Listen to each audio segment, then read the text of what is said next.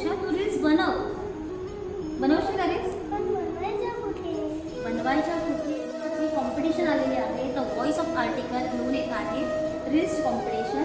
त्यामध्ये आपण काय करणार आहोत, तर आपल्या भारताचे जे संविधान आहे त्याच्या एखाद्या कलमवरती आपण काय करणार, रील्स बनवून आपण देशाला भारतीय संविधानाबद्दल माहिती देऊया.